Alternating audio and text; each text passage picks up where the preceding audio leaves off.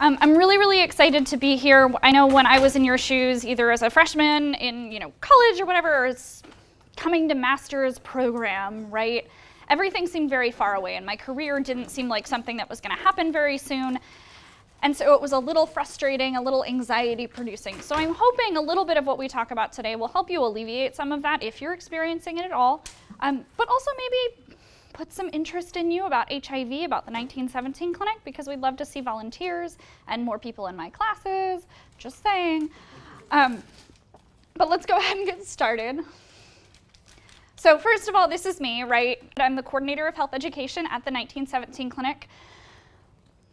And there is my contact info. Feel free to email me with any questions you have about HIV, safer sex, volunteer opportunities, internships, the class.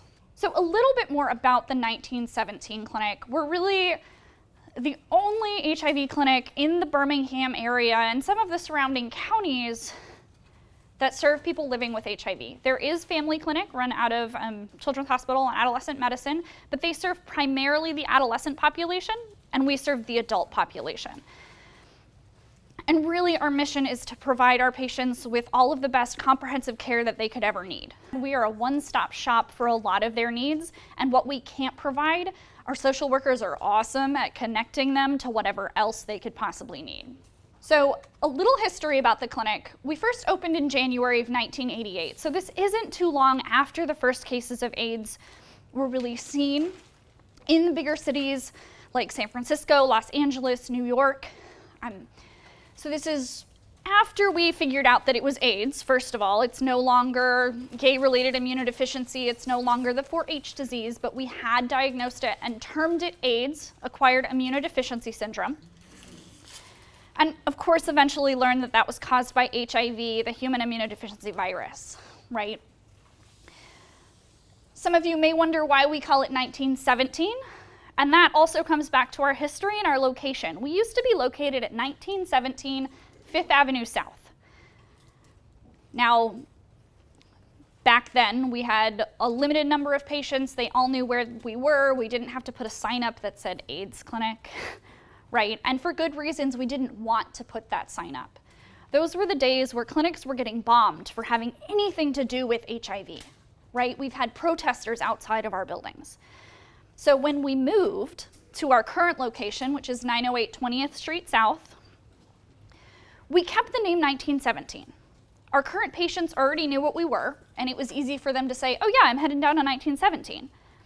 And it created that anonymity and that confidentiality that so many of our patients and us needed back in the day. Now, when I say us, I mean 1994, I was 6? So not me specifically, but the clinic itself and all of the patients that we were serving during that time.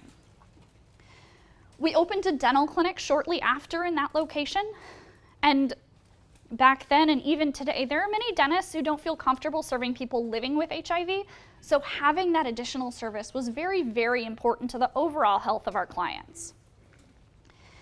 We were one of the first locations to launch an electronic medical record in Birmingham. This was something we designed on our own and really used to foster the health of our patients and clients, and we also linked it to research, right? So one of the core tenets of the 1917 clinic is kind of this bench to bedside and bedside to bench research program.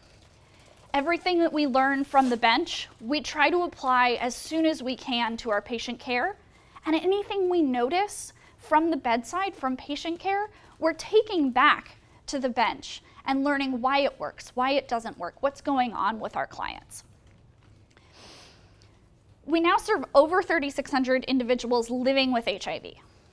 This doesn't count the HIV negative clients that we see for HIV testing on a regular basis or for pre-exposure prophylaxis. And it also doesn't count those folks who are mono-infected with hepatitis C, who, because we have some doctors who are very interested in this subject, have opened the doors to those folks who only have a hepatitis C infection as opposed to a co-infection with hep C and HIV. Now, we offer a lot of services. We said it was a one-stop shop, and it really is. I mean, if we think about a patient-centered medical home where folks can come in, feel very comfortable, get all of the services we need, we're just about there. I think we're filing those final papers to actually say that we are officially. But if you look at this list of services, I know it's a busy slide, but it's busy because we offer so much, right?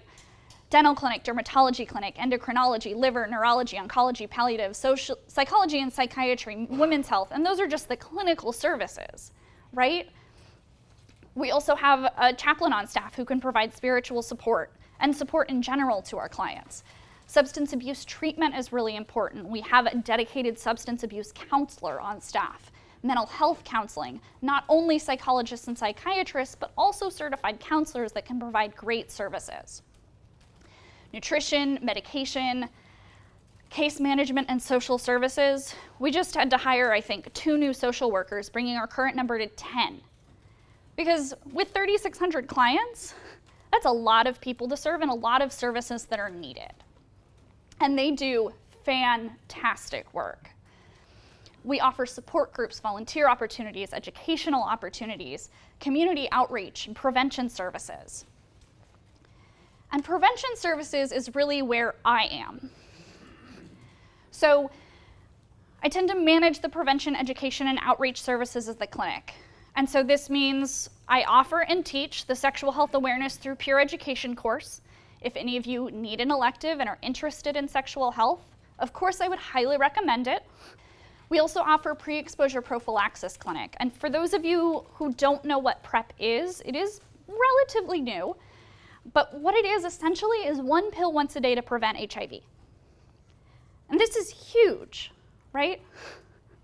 This is a big deal. And so we found that it wasn't being offered in the state of Alabama, except by a handful of primary care providers that were really hard to identify and get in with. And we said, let's start a clinic. So I'd say about half of my responsibilities are managing that program, recruiting patients, enrolling patients, and helping them lead the responsible lives that they want to have regarding their sexual health.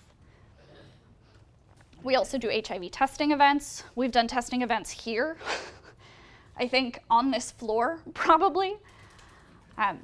Condom distribution, I'd say we're probably the organization that gives away the most condoms in the entire state of Alabama. I order in batches of, I think, 10,000 every 3 or so months. And with the number of people that we're serving going up and up and up, those requests also go up and up and up. We also provide HIV and sexual health related training. So if you're ever interested in providing additional training on these topics to whatever group it is, we're happy to come out and tailor that education to you. It can be lecture-based, like this is, or it can be more participatory-based, or role plays, or whatever you want. But we're happy to work with you to provide those options. So one of my goals was to talk about why this is public health, right?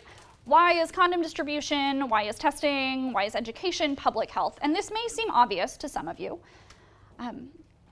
but when we really think about it, from 1981 until today, that's only a 35-year period that we're living with HIV. We've come a long way, but with 1.2 million people, at least, in the US that are living with HIV, and about 50,000 new infections every year, we still have a long way to go. Of course, if we were able to promote the programs that do the most good and that make the most changes in behavior and structural and societal changes, then we could see the end of AIDS. Of course, if we break it down even farther, the South really is home to 50% of all new HIV diagnoses. But we represent only 37% of the US population. Can somebody say health disparity? Right? This disparity continues into young folks. And I'd say about 25% of new infections in Jefferson County alone are to people between the ages of 15 and 25. That's significant. There's something going on. We're not reaching them. Why is their risk higher? Why is their infection rate higher? So the CDC, of course, recommends that everyone between the ages of 13 and 64 get tested at least once in their lives for HIV. Tests are easy. You can even swab your mouth and get a result back in 20 minutes. You can buy that test over the counter at CVS, Walgreens, and any pharmacy anywhere, right? Or you can come to us, you can get a little bit more sophisticated. We'll do a finger prick, get some blood, still get results in 20 minutes. Very accurate, very reliable. But promoting that testing, helping everybody get tested and learn their status so that we can go on to treat those who have it and help prevent new infections for those who don't, is public health. Speaking of disparities, we see a very distinct disparity in the African American population. 44% of new infections in the US are to African Americans. And this disparity worsens when we think about African Americans who may also be men who have sex with men. And young, right? The current HIV epidemic for young MSM in Atlanta has been compared to the epidemics in sub-Saharan Africa. We're clearly doing something wrong. And so public health is needed to change that, right? On both the local level here in Birmingham, here in Atlanta, and on the international level. And again, for youth, 1 in 5 all new HIV diagnoses in the country, right? Again, that racial disparity with over 50% to African Americans, and generally higher rates of infection for males, right? And about 92% of those among the male youth were a result of male-to-male sexual contact. As much as I love talking about sex and HIV and the South and feel like it's a great place to be, how the heck did I get here? As you probably noticed, I don't have a Southern accent. And I'm not from the South. I'm from San Francisco, one of those places where HIV was first found. The place that we designed our clinic after, San Francisco General Hospital. A place that is known for being highly inclusive and tolerant of individuals of the LGBT community.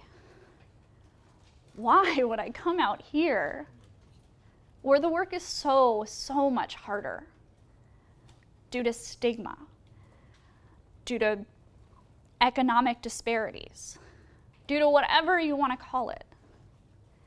Well, the answer, to be quite honest, is very, very simple. I hadn't taken my GREs yet, and the application due date was late compared to other schools. Okay?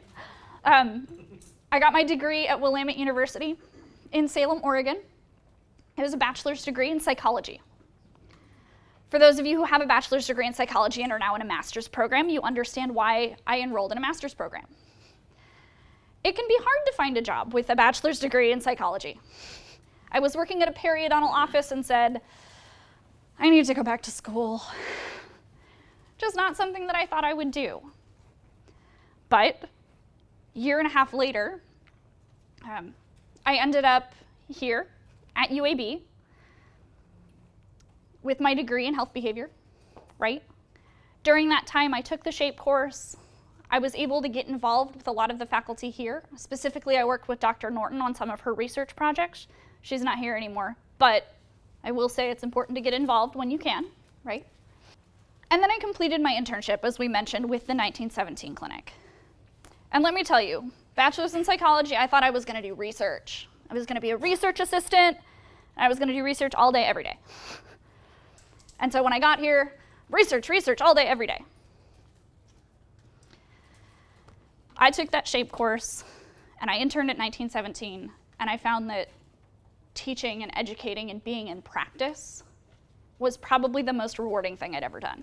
I do want to leave you with this. So your success is what you make of it, so make it yours, right? It may not look the same as mine. Your path is probably going to be completely different. I know when I was sitting in your spot, I was looking at everyone else going, gosh, why am I not there yet? Why am I not successful? Why do I have so much student loan debt? Which you will still have even when you become a professional, sorry. But make your experience your own. Take what you need to take from the program. Take steps towards doing what you like. And if you find out you don't like it anymore, that's okay. Find something else. And that really is what I want to give you today. Make this program your own, right? Make your experience your own. And that'll lead to your success, no matter what it looks like. Thank you.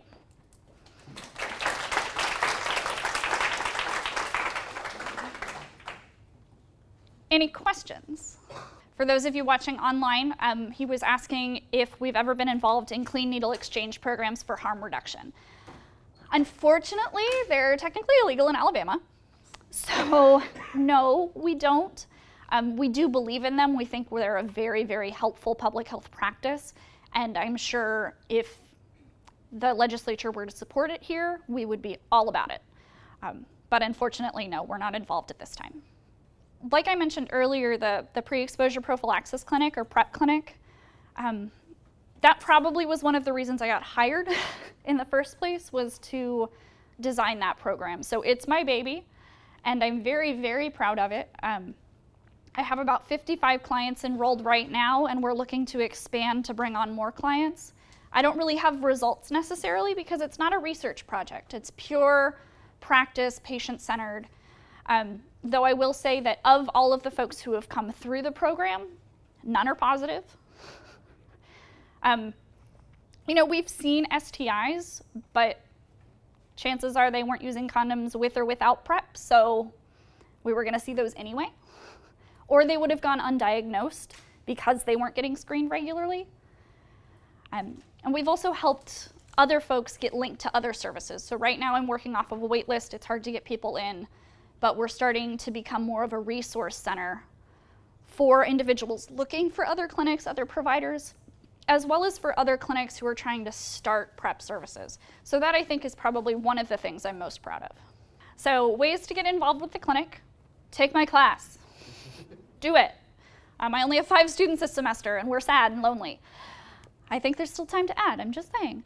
Another one is just to volunteer. If you check out our website, and you can even just type in, I think, 1917 into Google, and it'll pull it up. Go to the Get Involved tab, and there should be a volunteer application located there.